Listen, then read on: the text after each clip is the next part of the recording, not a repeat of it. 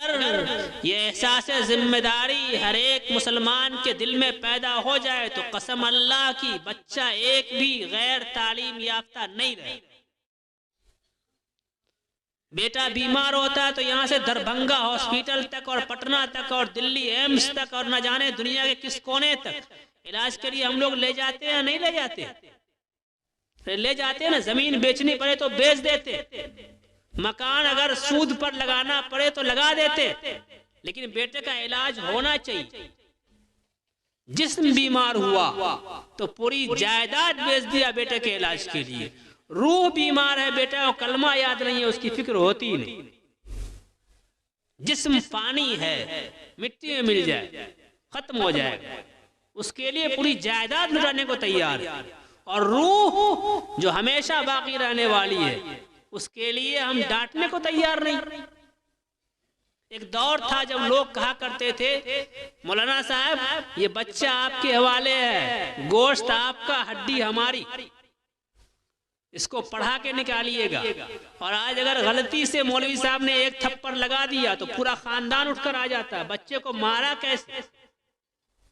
بولیے، سرکاری طور پر تو پابندی لگ گئی ہے مارنے پر، لیکن اب تو گارجین بھی ایسے ہی ہو گئے۔ اگر غلطی سے ایک تھپڑ مار دیا تو میں آپ سے، میں نے پہلے کہا کہ میں امارت شریعہ کا خادم ہوں، میرے پاس رپورٹ ہے کہ مدرسے کے ایک مدرس نے 2 تھپڑ مارا تو ماں باپ نے تھانے میں جا کے مقدمہ کر تماشا۔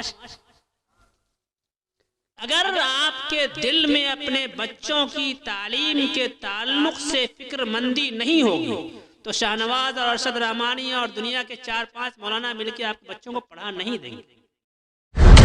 یہ ہے حسنین اردو میڈیا۔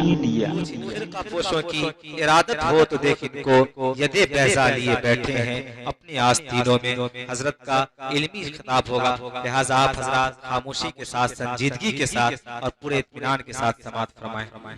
أيها الذين آمنوا لا تكونوا كالذين آذوا موسى فبرأه الله مما قالوا وكان عند الله وجيها۔ وقال النبي صلى الله عليه وسلم الدنيا كلها متاع وخير المتاع المرأة الصالحة او كما قال علیہ الصلاۃ والسلام۔ حضرات علماء، امڈیہا اور اطراف کے مسلمان بھائیوں، بزرگوں، پردہ میں بیٹھی میری ماں اور بہنوں، آج کا یہ اجلاس تعلیم کی نسبت پر ہوا ہے، اور تعلیم مسلمانوں کی شناخت ہے، مسلمانوں کا علم ہے تعلیم۔ یہ اس لیے کیونکہ جس رب نے ہمیں اور آپ کو دنیا میں وجود بخشا ہے، اس نے ہمیں تعلیم کے حاصل کرنے کا حکم دیا۔ اگر ہم رب کے بندے ہیں تو تعلیم حاصل کریں گے، اور رب کے منکر ہیں تو تعلیم حاصل نہیں کریں گے۔ بہت صاف اور بہت دو ٹوک بات میں نے آپ کو 2 جملے میں کہی۔ اگر ہمارا یقین اس بات پر ہے کہ ہمیں اللہ نے پیدا کیا تو ہمارا یقین اس بات پر بھی رہنا چاہیے کہ ہمیں اللہ نے تعلیم حاصل کرنے کا حکم دیا۔ اگر ہم پیدا ہونے میں رب کے محتاج ہیں تو علم حاصل کرنے میں بھی ہمیں رب کے حکم کا تابع دار ہونا چاہیے۔ اگر ہم نے علم حاصل نہیں کیا تو ہم نے رب کی نافرمانی کی۔ اور علم کا حال مسلمانوں کا اس ملک ہی میں نہیں، پوری دنیا میں پوری دنیا میں آج مسلمانوں کی تعلیمی صورتحال یہ ہے کہ 100 میں 60 آدمی ناخواندہ ہے پوری دنیا میں. عرب ممالک کو آپ شامل کر لیجئے اور اپنے ملک کو بھی شامل کر لیجئے، تمام ممالک میں 100 میں 60 مسلمان ناخواندہ ہے، پڑھا لکھا نہیں. صرف 40 مسلمان پڑھے لکھے. ظاہر ہے جس قوم میں آدھے لوگ بھی پڑھے لکھے نہیں ہوں گے وہ قوم چاند اور تاروں کا کیا سفر کرے گی؟ سمجھیے، آج عیسائیوں میں 85% لوگ تعلیم یافتہ ہیں، بدھسٹوں میں، جینیوں میں 93% لوگ تعلیم یافتہ ہیں، اور آپ کی صورتحال یہ ہے کہ 60% لوگ ناخواندہ ہے، غیر تعلیم یافتہ. میرے بھائی، دین و دنیا کی سربلندی تعلیم کے ذریعے حاصل ہوگی. اگر آپ تعلیم میں، شکشا میں، ایجوکیشن میں آگے نہیں ہیں تو پھر عزت کا تاج اپنے سر پر پہننے کا خواب مت دیکھیے.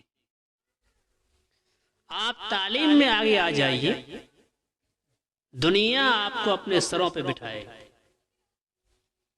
آج ہمارے وہ بچے جو مدرسوں میں نہیں، اسکولوں میں، کالجوں میں، یونیورسٹیوں میں پڑھ رہے ہیں، وہ بھی انٹر اور بی اے کے بعد پڑھائی چھوڑ دیتے ہیں اور کہتے کیا ہیں؟ کہتے یہ ہیں کہ ہم تو اس ملک میں مائنورٹی میں ہیں، اقلیت میں ہیں، ہمارے ساتھ محمد جڑا ہوا ہے، اس لیے ہم کتنا بھی پڑھ لیں گے تو ہم کو آگے نہیں بڑھنے دیا جائے.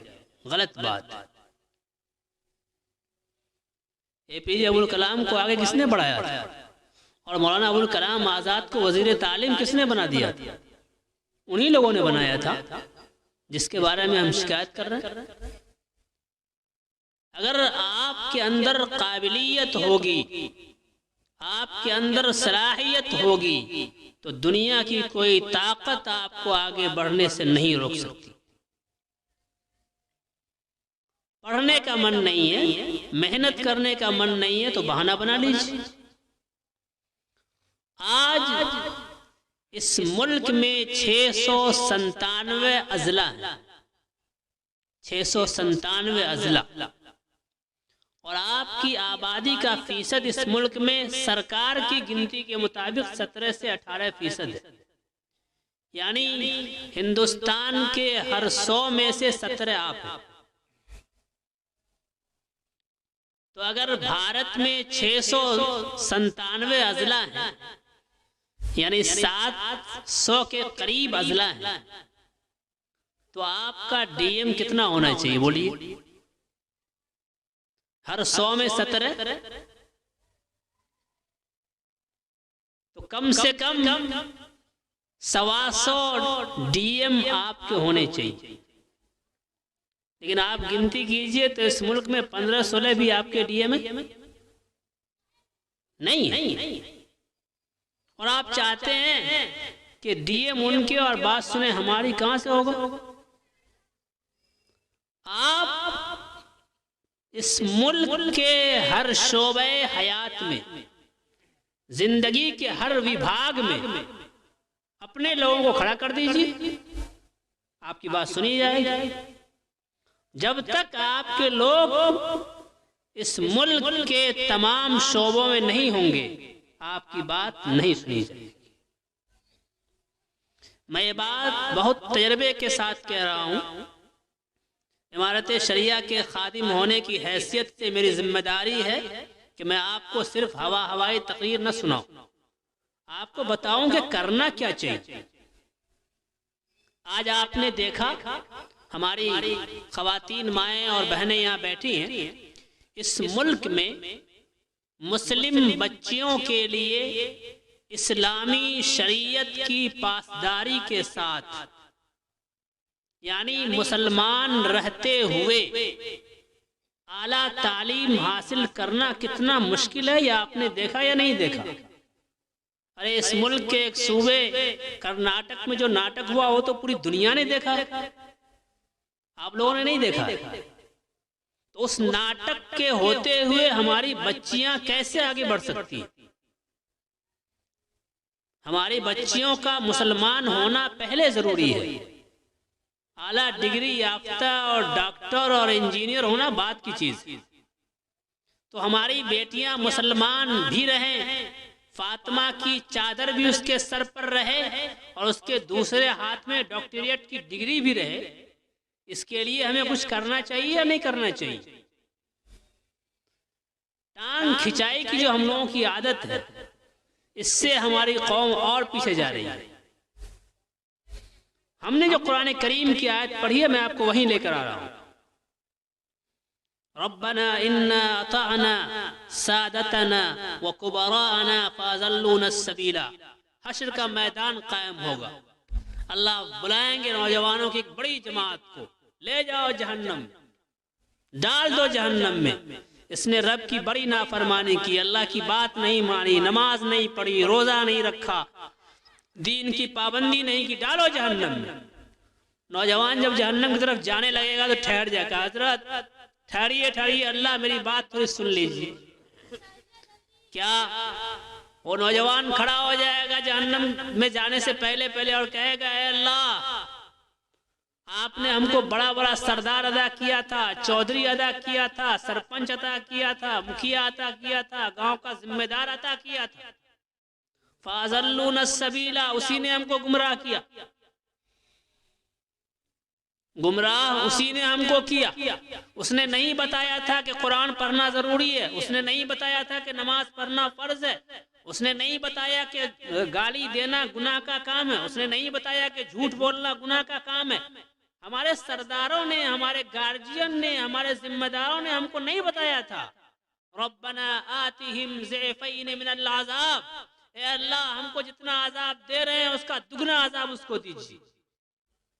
وَلَعَنْهُمْ لَعْنًا كَبِيرًا، اس پر خوب لعنت برسائی۔ اگر یہ ہاتھ پکڑ کے کہہ دیتا کہ بیٹا قرآن پڑھنا ضروری ہے تو ہم قرآن پڑھ کے آتے، اگر یہ بتاتے کہ تمہارے لیے نماز پڑھنا ضروری ہے تو ہم نماز پڑھ کے آتے، بتایا انہوں نے نہیں تو ہم نے نہیں کی۔ میری آواز اگر انبیاء کے ذمہ داروں کے کانوں سے ٹکرا رہی ہے تو آپ مت سمجھیے اور ہلکے مت لیجئے کہ میرا بیٹا نہیں پڑھ سکا، ہم نے کہا تھا پڑھا نہیں، کام نہیں چلنے والا۔ آپ کی ذمہ داری ہے کہ اگر آپ اس کو کھلاتے ہیں، آپ اس کو پلاتے ہیں تو آپ کہیے جس طرح کھلانے کا انتظام کرنا میرے لیے ضروری ہے، تمہاری تعلیم کا انتظام کرنا بھی مجھ پر ضروری ہے۔ اگر تم میرے کمائی سے کھانا کھاؤ گے تو میرے کہنے پر پڑھنا پڑے گا۔ یہ احساس ذمہ داری ہر ایک مسلمان کے دل میں پیدا ہو جائے تو قسم اللہ کی بچہ ایک بھی غیر تعلیم یافتہ نہیں رہے۔ بیٹا بیمار ہوتا ہے تو یہاں سے دربھنگا ہاسپیٹل تک اور پٹنہ تک اور دلی ایمز تک اور نہ جانے دنیا کے کس کونے تک علاج کے لیے ہم لوگ لے جاتے ہیں، نہیں لے جاتے؟ لے جاتے ہیں نا، زمین بیچنی پڑے تو بیچ دیتے، مکان اگر سود پر لگانا پڑے تو لگا دیتے، لیکن بیٹے کا علاج ہونا چاہیے۔ جسم بیمار ہوا تو پوری جائیداد بیچ دیا بیٹے کے علاج کے لیے، روح بیمار ہے، بیٹا کو کلمہ یاد نہیں ہے، اس کی فکر ہوتی نہیں۔ جسم فانی ہے، مٹی میں مل جائے ختم ہو جائے گا، اس کے لیے پوری جائیداد لٹانے کو تیار ہے، اور روح جو ہمیشہ باقی رہنے والی ہے اس کے لیے ہم ڈانٹنے کو تیار نہیں۔ ایک دور تھا جب لوگ کہا کرتے تھے مولانا صاحب یہ بچہ آپ کے حوالے ہے، گوشت آپ کا ہڈی ہماری، اس کو پڑھا کے نکالیے گا۔ اور آج اگر غلطی سے مولوی صاحب نے ایک تھپڑ لگا دیا تو پورا خاندان اٹھ کر آ جاتا ہے، بچے کو مارا کیسے؟ بولیے، سرکاری طور پر تو پابندی لگ گئی ہے مارنے پر، لیکن اب تو گارجین بھی ایسے ہی ہو گئے، اگر غلطی سے ایک تھپڑ مار دیا تو میں آپ سے، میں نے پہلے کہا کہ میں امارت شریعہ کا خادم ہوں، میرے پاس رپورٹ ہے کہ مدرسے کے ایک مدرس نے 2 تھپڑ مارا تو ماں باپ نے تھانے میں جا کے مقدمہ کر تماشا۔ اگر آپ کے دل میں اپنے بچوں کی تعلیم کے تعلق سے فکر مندی نہیں ہوگی تو شاہ نواز اور ارشد رحمانی اور دنیا کے 4-5 مولانا مل کے آپ کے بچوں کو پڑھا نہیں دیں گے۔ اگر آپ اسکول میں فیس بھرتے ہیں تو صبح فجر کی نماز نہیں پڑھتے ہیں، لیکن بچے کو نہلاتے ہیں، اسے تیار کرتے ہیں، گاڑی پہ بٹھا کے اسکول پہنچاتے ہیں۔ کیوں؟ 500 روپیہ ماہانہ اور 1000 روپیہ ماہانہ فیس جو لگ رہی ہے آپ کی، اور مدرسے میں بچہ جائے یا نہ جائے کوئی فکر نہیں ہوتی ہے۔ کیوں؟ یہاں فری میں تعلیم ہو رہی ہے۔ مدرسوں کی تعلیم جو فری میں مل رہی ہے، قرآن کی تعلیم جو فری میں مل رہی ہے ہم لوگوں کو، تو ہمارے دلوں میں اس کی عزت ہی نہیں، اور ہمارا یہ مزاج بن گیا ہے کہ دنیا کی تعلیم اور دنیا کے فائدے حاصل کرنے والی تعلیم تو ہم پیسہ خرچ کر کے پڑھائیں گے، لیکن اللہ سے ملانے والی تعلیم، آخرت بنانے والی تعلیم زکوٰۃ کے پیسوں سے حاصل کریں گے۔ یہ مزاج ہم لوگوں کا ہے یا نہیں؟ بولیے۔ مدرسہ کے یہ مدرسین، یہ معلمین، یہ علماء آپ کے پاس چندے کے لیے کیوں جاتے ہیں؟ یہ اس لیے جاتے ہیں کہ آپ اپنے بچوں کو پیسہ خرچ کر کے نہیں پڑھاتے۔ اگر انڈیا کا ہر مسلمان یہ طے کر لے کہ اگر ہمارا ایک بچہ اسکول میں پڑھتا ہے، اس کی تعلیم پر ہم 1500 روپے ماہانہ خرچ کر رہے ہیں، تو ہمارا ایک بچہ مدرسے میں پڑھ رہا ہے، اس کی تعلیم پر بھی ہم 1000 روپیہ خرچ کریں گے۔ اگر یہ لوگ طے کر لیں تو بتائیے مدرسوں کو چندے کی ضرورت پڑے گی؟ ہرگز نہیں پڑے گی۔ اور یہ مزاج ہم سبوں کا بننا چاہیے۔ 1857 میں جب اس ملک میں غدر ہوا اور انگریزوں نے نوابوں کو یہ حکم دے دیا کہ دیکھو مدرسوں کو جو تم لوگ امداد دیتے ہو، فنڈنگ کرتے ہو، پہلے نواب ہی مدرسوں کا خرچ اٹھایا کرتے تھے، تو کہا کہ وہ فنڈنگ کرنا بند کر دو۔ کیوں؟ اس لیے کہ ہمارے خلاف لڑنے والے مدرسوں ہی سے تیار ہوتے ہیں۔ نوابوں نے خرچ بند کر دیا۔ صرف دلی میں 700 مدرسوں پر تالے لگے، صرف دلی میں، اور یہ اخباری رپورٹ ہے اس زمانے کی۔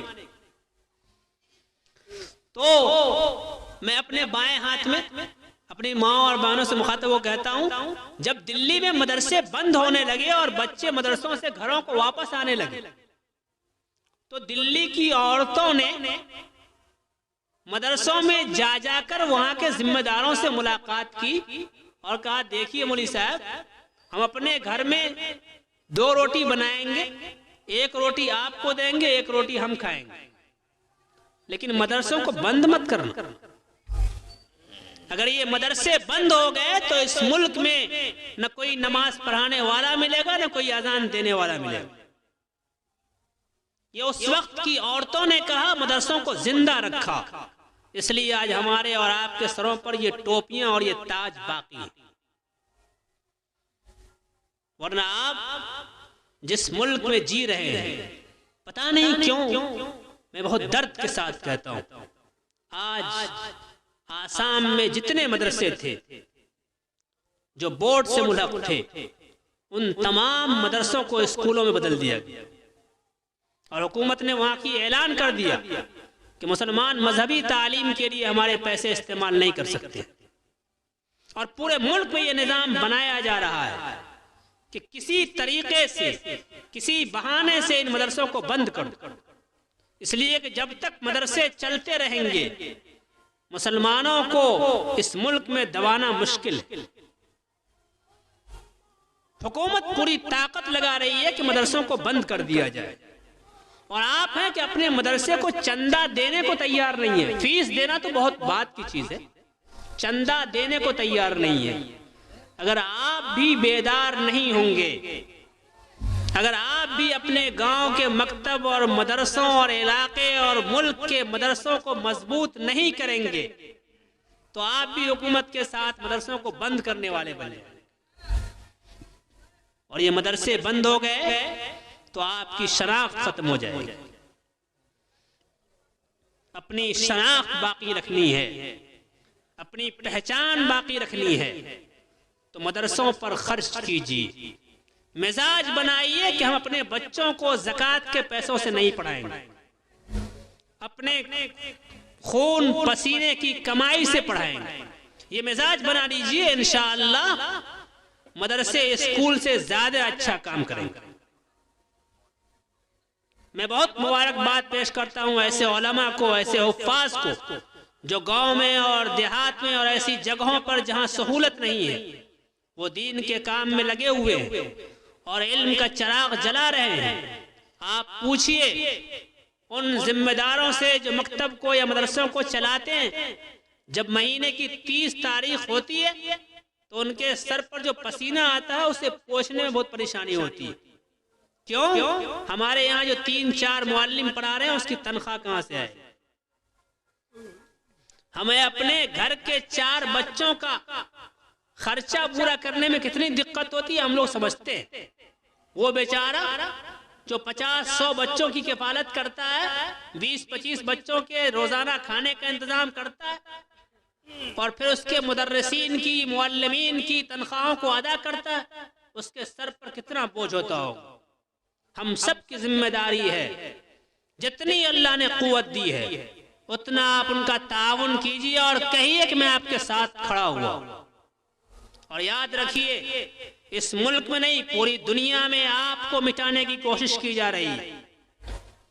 اور اللہ نے وعدہ کیا، ہم سے پہلے مولانا نسیم نظر صاحب نے قرآن کی آیت پڑھی، اِنَّا نَحْنُ نَزَّلْنَا الذِّكْرَ وَإِنَّا لَهُ لَحَافِظُونَ. اللہ نے فرمایا ہم نے قرآن کو نازل کیا، ہم اس کی حفاظت کرنے والے ہیں.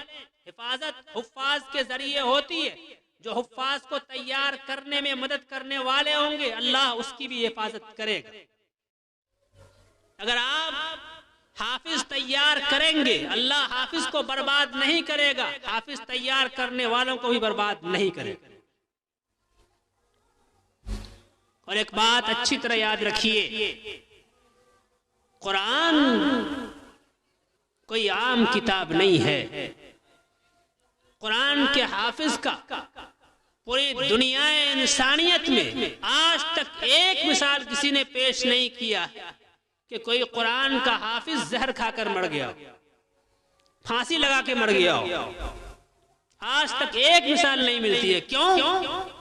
اس لیے کہ جس کو اللہ نے اپنا نام عطا کر دیا ہو، کیا اللہ اس کے کھانے کا انتظام نہیں کرے گا؟ انتظام کرے گا. اللہ نے خود کہا ہے وَرْزُقْهُ مِنْ حَيْثُ لَا يَحْتَسِبْ. اللہ اسے کہاں سے دے گا تمہیں پتہ بھی نہیں چلے. اور آپ فرق محسوس کرتے ہوں گے، ایک آدمی جو 50,000 روپے ماہانہ کماتا ہے اس کی زندگی میں، اور ایک مولوی جو 7,000 اور 8,000 آپ کی تنخواہ پر کام کرتا ہے اس کی زندگی میں نمایاں فرق محسوس کریں گے آپ. وہ 7-8 ہزار میں اتنے اچھے کھانا کھاتا ہے، اتنا عمدہ کپڑا پہنتا کہ آپ سوچ نہیں سکتے. اس کی نفاست، اس کی پاکیزگی، اس کی صفائی دیکھنے والی ہوتی. کیوں؟ اللہ کا کرم اس کے ساتھ ہوا کرتا ہے. آپ قرآن والوں کے مددگار بن جائیے، اللہ آپ کے ساتھ بھی کرم کا معاملہ کرے. ایک حدیث میں نے پڑھی، اللہ کے رسول صلی اللہ علیہ وسلم نے فرمایا دنیا ساری کی ساری فائدہ اٹھانے کی چیز ایک سامان ہے، اور دنیا میں سب سے بہترین سامان، سب سے بہترین فائدے کی چیز نیک عورت ہے. نیک عورت. نیک عورت کا مطلب سمجھتے ہیں ہم. نیک عورت کا مطلب اللہ کے رسول صلی اللہ علیہ وسلم نے فرمایا جو 5 وقت کی نماز پڑھتی ہے، جو رمضان کے روزے رکھتی ہے، جو شوہر کی اطاعت کرتی ہے اور جو شوہر کی امانت میں خیانت نہیں کرتی ہے. اور یہ سب کام کب ہوگا؟ جب عورت تعلیم یافتہ ہوگی. آج گھروں کا ماحول جہنم قدہ بنا ہوا ہے. کیوں؟ اس لیے کہ عورتیں تعلیم یافتہ نہیں. ایک عورت ایک خاندان کے برابر ہوا کرتی ہے، ماں کی حیثیت سے، بہن کی حیثیت سے، بیٹی کی حیثیت سے، بیوی کی حیثیت سے. 4 حیثیتیں ہوتی ہیں عورتوں کی. اگر وہ تعلیم یافتہ ہوں گی تو چاروں حیثیت سے وہ خاندان کو سنوارنے کا کام کرے گی، اور جب وہی تعلیم یافتہ نہیں ہوگی تو پورا خاندان منتشر ہو جائے۔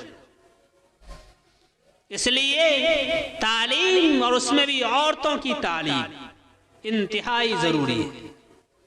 آپ دیکھتے ہوں گے حضرت فاطمہ زہرا رضی اللہ تعالیٰ عنہ کی زندگی کو پڑھیے، ان کا نکاح کس کے ساتھ ہوا معلوم ہے آپ لوگوں کو؟ حضرت فاطمہ کا نکاح کس سے ہوا تھا؟ نہیں معلوم؟ حضرت علی کرم اللہ وجہ۔ حضرت علی یہ ایسے آدمی ہے جس کے پاس کھانے کے لیے روٹی بھی نہیں ہے، اس کے ساتھ نکاح ہوا جنت کی عورتوں کی سردار حضرت فاطمہ کا۔ آج کل اگر ہماری کوئی بیٹی ہوتی تو کیا کہتی؟ کیسا فقیربا کے یہاں شادی کر دیا، یہی بولتی نا۔ وہ رسول اللہ کی بیٹی ہیں، لیکن ایک بار زبان پر حرف شکایت نہیں، تین دن تک چولہا نہیں جل رہا۔ بھوک سے حالت یہ تھی کہ ایک بار اللہ کے رسول صلی اللہ علیہ وسلم ملنے تشریف لے گئے بیٹی سے، تو بھوک سے حالت ایسی ہو گئی تھی کہ حضرت فاطمہ نے باپ کو دیکھا تو باپ اور بیٹی کا جو رشتہ پیار محبت کا ہوتا ہے وہ محبت جا گئی اور باپ کے کندھے پہ لگ کے گر گئی، بے ہوش ہونے لگے۔ اللہ کے رسول صلی اللہ علیہ وسلم کی آنکھوں میں آنسو آ گئے اور آپ نے پوچھا بیٹی کیا بات ہے؟ کبا تیسرا دن ہے گھر میں چولہا نہیں جل رہا ہے۔ اس وقت بھی یہ نہیں کہا کس کے ہاتھ آپ نے میرا نکاح کر دیا جو کھانے کا انتظام بھی نہیں کر سکتا، نہیں، کعبہ بے ہوشی اس لیے آ گئی کہ 3 دن سے کچھ کھایا نہیں آپ کی بیٹی نے۔ یہ کب ہوا؟ یہ اس وقت ہوا جب اللہ کے رسول صلی اللہ علیہ وسلم نے بیٹی کی تربیت کی، اس کی تعلیم کا انتظام کیا، اسے اپنی نگرانی میں پڑھایا، سمجھایا، سکھایا، تو بیٹی اتنی فرما بردار بنی کہ کبھی شکایت نہیں کیا۔ اور آج ہم لوگ اپنی بیٹیوں کی شادی کرتے ہیں، سسرال پہنچی، ذرا سی تکلیف ہوئی اور فوراً فون کیا، ابا نوکرانی بنا دیا ہم کو، کہاں بھیج دیا؟ اور ابا حضور بھی ماشاءاللہ ویسے ہی آستین چڑھائے آ رہے ہیں، ہم ابھی گاڑی اٹھایا پہنچ گئے۔ بیٹی جس کی ذمہ داری تھی کہ وہ جس طرح اپنے ماں باپ کے گھر کو خوشنما بنائے ہوئی تھی، جنت نما بنا رکھی تھی، وہ اس گھر میں جاتی تو اپنے شوہر کے گھر کو جنت بنا دیتی، لیکن ایسا نہیں ہوتا۔ کیوں؟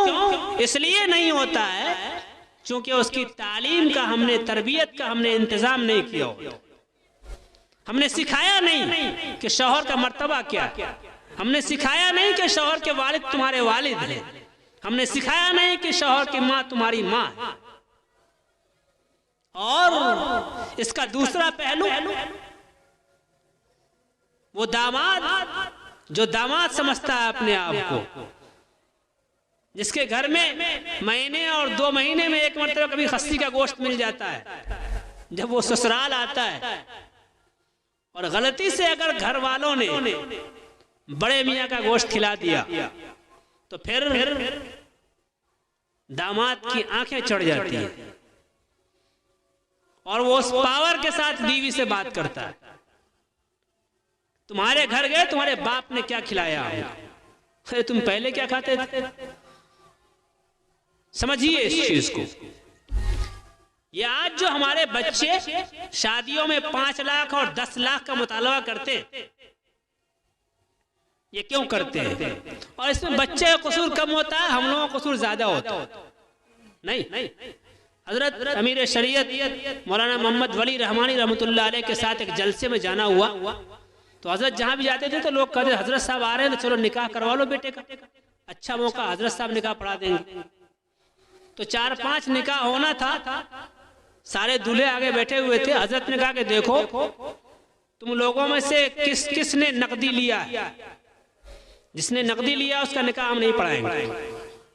تو سب نے ایک زبان سے کہہ دیا حضرت نہیں کچھ نے لیا ہم لوگوں نے۔ ایک لڑکا جو کنارے میں بیٹھا ہوا تھا اس نے سر ہلایا، کہا حضرت کچھ نہیں لیا. تو حضرت نے کہا تمہارے والد کہاں ہیں؟ بلاؤ اس کو. بلایا. کہا تمہارے جو ہونے والے سسر ہیں وہ کہاں، ان کا کیا نام ہے؟ فلاں. کہا آپ بھی آئیے. کہا بتائیے اس لڑکے نے یا اس کے والد نے آپ سے کچھ نقدی بھی لیا ہے؟ تو اس بیچارے بیٹی کے والد نے کہا نا نا حضور بالکل نہیں. تو حضرت نے کہا تمہارا انداز یہ بتا رہا کہ جھوٹ بول رہے ہو، سچ بولو. کہا نہیں حاجی صاحب بولے تھے کہ سامان تمان کا دو گے، 5 لاکھ نقدی دے دو گے. سمجھیے اس چیز کو. یہ جو 5 لاکھ جو چپ چاپ والی بات چل رہی ہے نا، چپ چاپ 5 لاکھ، یہ چپ چاپ 5 لاکھ کون لیتا ہے؟ جو پڑھا لکھا نہیں ہے یا پڑھا لکھا جاہل ہے. اسے پتہ ہی نہیں ہے کہ مرنے کے بعد بھی کچھ ہونا ہے. اگر آپ بارات میں جاتے ہیں شوٹ بوٹ پہن کر کے، تو علامہ شامی نے لکھا ہے کہ بارات میں جانے والا ایسے ہے جیسے کہ چور ہے کہ چور کی طرح گئے اور ڈکیت کی طرح آ گئے. نہیں، دعوت تو آپ کو بیٹی والے نے دیا نہیں. دعوت کون دیتا ہے؟ بیٹا والا کہتا ہے نا چلو بارات میں. بیٹی والے تو کہتے نہیں ہیں. بیٹی والے تو کہا جاتا ہے کہ ہم لوگ اتنی بارات لے کے آئیں گے اور یہ سب کھائیں گے. مینوفیسٹو بتایا جاتا ہے اس کو، یہ آئٹم ہونا چاہیے. اور مجھے یاد آ گیا مؤنس الرحمان صاحب باحیات الحمدللہ، سابق ناظم معاہد شریعہ، ان کے ایک دوست تھے رانچی کے. اس زمانے میں آج سے 15 سال پہلے کی بات بتا رہا ہوں. رانچی سے آئے تھے. موبائل کا اتنا زمانہ نہیں تھا اس وقت، موبائل تھا کسی کے پاس. تو وہ رانچی سے پٹنہ آئے، معاہد شریعہ میں کھڑے ہوئے تھے. ناظم صاحب نے کہا آپ یہاں کیا کر رہے ہیں؟ کہا اصل میں بیٹے کا رشتہ یہیں طے ہوا ہے، تو وہی کیا کیا آئٹم بنے گا کھانے میں بتانے آئے تھے لوگ.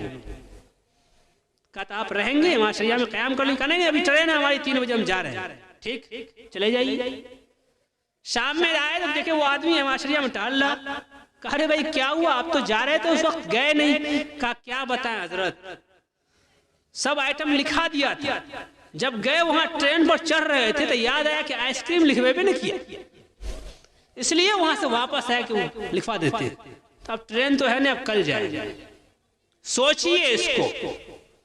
بات ہنسنے کی نہیں، بات سمجھنے کی ہے کہ بیٹی کے باپ کے گلے پر ہاتھ رکھ کر یہ کہنا کہ ہم یہ کھائیں گے، اور شریعت کہتی ہے لا یحل مال امرئ مسلم الا بطیب نفسہ، کسی مسلمان کا ایک آنا لینا بھی اس کی رضامندی کے بغیر جائز نہیں ہے، حرام. بیٹی والا کہتا ہے کہ اتنا مت لائیے، تھوڑا کم ہی لائیے گا. نہیں اتنی بارات لے کے آئیں گے. ارے کھانے میں خسی بھی کھلائیں گے اور وہ بھی کھلائیں گے، دونوں ملا کے کھلا دیں گے. نہیں صرف مٹن کھائیں گے.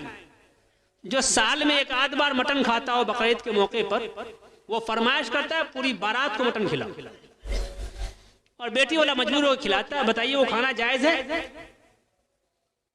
تو ظاہر ہے ناجائز کھانا کون کھا رہا ہے؟ جس کو پتہ ہی نہیں ہے کہ اس کی رضامندی کے بغیر کھانا جائز ہی نہیں. جب تک پڑھیے گا نہیں، ناجائز سے نہیں بچ سکتے، حرام سے نہیں بچ سکتے ہیں. اس لیے خود پڑھیے، اپنے بیٹوں کو پڑھائیے، اپنی بیٹیوں کی تربیت کیجیے، دینی تربیت. آج ایک بات بتائیے، عورتوں کی بڑی تعداد یہاں بیٹھی ہے. اللہ کی شریعت یہ کہتی ہے کہ اگر شوہر نے 3 طلاق دے دیا کیا ختم.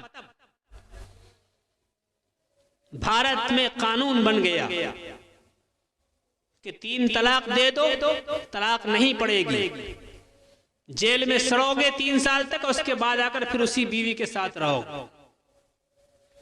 ظاہر ہے یہ قانون قرآن کے خلاف ہے یا نہیں؟ بولیے. اللہ کی شریعت کے خلاف ہے یا نہیں ہے؟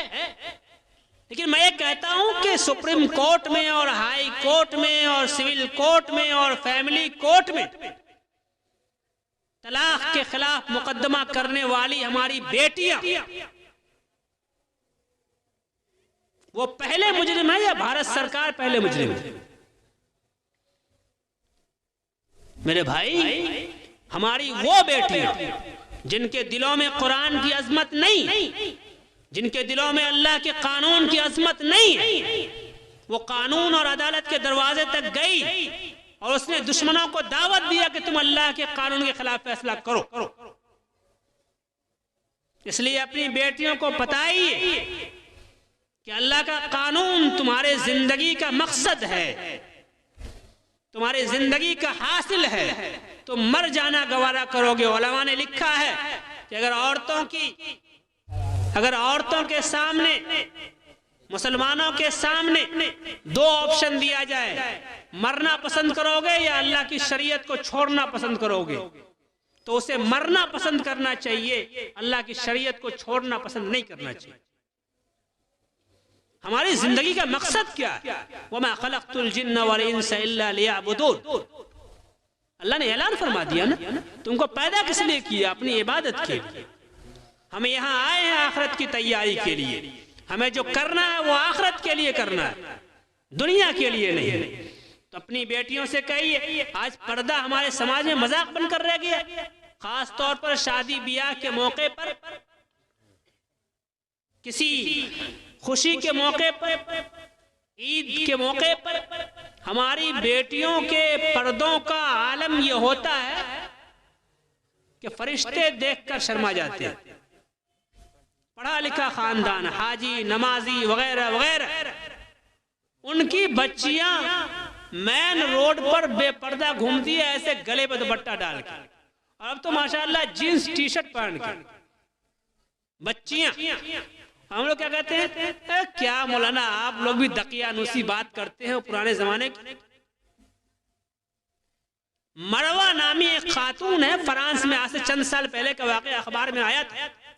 مروہ نے فرانس میں برقع اور حجاب پہننا شروع کر دیا۔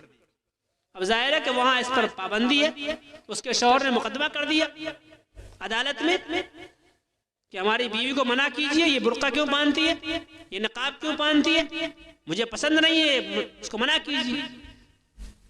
جب کورٹ میں معاملہ پیشی کا تھا، ہیئرنگ چل رہی تھی، کیس کی فیصلہ ہونا تھا، اور جج نے یہ فیصلہ سنایا کہ چونکہ فرانس کی تہذیب یہ نہیں ہے کہ یہاں کی عورتیں نقاب میں رہیں، اس لیے مروہ کو یہ چاہیے کہ اگر اسے فرانس میں رہنا ہے تو نقاب اتارنا ہو۔ بھری عدالت میں اس نے اپنے آپ کو گولی مار لیا، یا بعض اخبار میں آیا کہ اس کے شوہر نے اس کو گولی مار دی۔ عدالت میں اس نے اپنی جان دے دی، لیکن یہ کہا کہ ہم مریں گے تو نقاب اور پردے کے ساتھ مریں گے، جیئیں گے تو نقاب اور پردے کے ساتھ جیئیں گے۔ ہمیں اپنی بیٹیوں کو، اپنی بہنوں کو، اپنی بیویوں کو یہ سمجھانا چاہیے کہ یہ نقاب اور دوپٹہ کوئی کپڑے کا ٹکڑا نہیں ہے، یہ تمہاری پہچان ہے، یہ تمہارا زیور ہے، یہ تمہاری اسلامی شناخت ہے۔ تم جس حال میں رہو، تمہیں یہ اعلان کرنا چاہیے کہ فاطمہ کی بیٹی بغیر پردے کی زندگی نہیں گزارے۔ یہ ضروری اس لیے بھی ہے کہ اس ملک میں ہر طرف سے شریعت اسلامی کو مٹانے کی کوشش کی جا رہی ہے۔ ملک کے ایک صوبے میں شریعت کے خلاف باضابطہ قانون بنا دیا گیا ہے، اور یونیفارم سول کوڈ کی بات زوروں سے چل رہی ہے، یعنی آپ اس ملک میں رہیں گے تو آپ کو نکاح بھی برادران وطن کی طرح کرنا ہے، آپ کو طلاق بھی جج صاحب سے دلوانا ہے، آپ طلاق نہیں دے سکتے، اور آپ کو ہر وہ کام کرنا ہوگا جو اس ملک کی عدالت کہے گا، چاہے قرآن کچھ کہے، حدیث کچھ کہے۔